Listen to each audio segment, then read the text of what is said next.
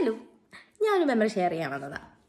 Memory എന്ന് പറയുമ്പം എൻ്റെ സ്കൂൾ ടൈമിൽ ഞാൻ അത്യാവശ്യം എൻ്റെ എക്സ്ട്രോവേർട്ട് ആയിട്ടുള്ള സ്റ്റുഡൻ്റ് ആയിരുന്നു. എക്സ്ട്രോവേർട്ട് എന്ന് പറഞ്ഞാൽ അത്യാവശ്യം പഠിക്കും, ആവറേജ് ആയിട്ട് അത്യാവശ്യം നല്ല രീതിയിൽ തന്നെ പഠിക്കും. ഞാൻ 10th-ലും 12th-ലും ഒക്കെ നല്ല സ്കോറോടെ 90 അബവ് മാർക്കോടെ തന്നെയാണ് സ്കൂളിൽ നിന്ന് പാസ് ഔട്ടായി പോയതൊക്കെ. സോ അത്യാവശ്യം നല്ല രീതിയിൽ അത്യാവശ്യം ആവറേജ് നല്ല രീതിയിൽ പഠിക്കും. എന്നാൽ എല്ലാ ആക്ടിവിറ്റീസിലും ചേരുകയും ചെയ്യും. ഇപ്പം പാട്ട്, ഡാൻസ്, ആങ്കറിങ്, സ്പീച്ച്, അങ്ങനെ സകല എല്ലാ പരിപാടിക്കും ഞാൻ അങ്ങോട്ട് തന്നെ ഞാൻ ഇനീഷ്യേറ്റീവ് എടുത്ത് കയറുന്ന ഒരാളാണ്. ഇങ്ങനെ ഒതുങ്ങിയിരിക്കാൻ വലിയ താല്പര്യമില്ലാത്ത ഒരാളാണ് ഞാൻ.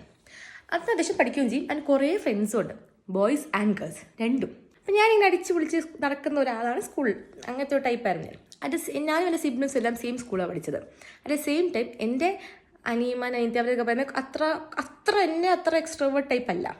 പ്രത്യേകിച്ച് എൻ്റെ അനിയത്തി കുറച്ച് ഒതുങ്ങി, അവൾക്കായി അവളുടെ ഒരു ക്ലോസ് സർക്കിളായി, അവൾക്ക് ഭയങ്കര ഫേവറേറ്റ് ആയിട്ട് കുറച്ച് ആൾക്കാർ, അവൾക്ക് അങ്ങനെ പോകാൻ താല്പര്യമുള്ള ഒരാളാണ്. എന്നാൽ അവളും ആവറേജ് നല്ല രീതിയിൽ പഠിക്കും, പഠിത്തത്തിലൊന്നും മോശമൊന്നുമല്ല.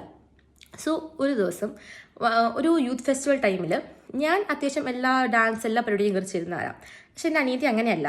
അപ്പോൾ ഞാൻ എന്തോ ഒപ്പനയോ മാർഗംകളിയോ ഏതോ ഒരു ഇവൻറ്റിൽ, ഞാൻ ഓർക്കുന്നില്ല ഏതാ ഡാൻസിനോ ഒപ്പനയോ മാർഗംകളിയോ എങ്ങാണ്ട, ഈ ഒരെണ്ണത്തിന് ഞാൻ എൻ്റെ അനിയത്തിൻ്റെയും കൂടെ ചേർത്തു. അനിയത്തിനെ ചേർക്കാൻ കാരണം ഒരു കൊച്ചിനെങ്ങാണ്ട് എന്തോ ലാസ്റ്റ് മിനിറ്റിൽ വയ്യായി എന്തോ വന്നു, ഷീ ബാക്ക്ഡ് ഔട്ട്. അപ്പം അതിന് സബ്സ്റ്റിറ്റ്യൂട്ടായിട്ട് ഒരാളില്ലായിരുന്നു. അപ്പം ഞാൻ പെട്ടെന്ന് എൻ്റെ അനിയത്തിനെ അങ്ങോട്ട് പിടിച്ച് കയറ്റി. അവൾക്ക് ഒട്ടും ഇൻട്രസ്റ്റ് ഇല്ലാണ്ട് നിർബന്ധിച്ച് കയറ്റിയതൊന്നുമല്ല. പക്ഷെ ഞാനൊരു ഇത്തിരി ഒരു കയറാവെന്നൊക്കെ മുത്തെല്ലാം ചോദിച്ചപ്പോഴത്തേക്കും അവൾ ഓക്കെ പറഞ്ഞു, അവൾ കയറി.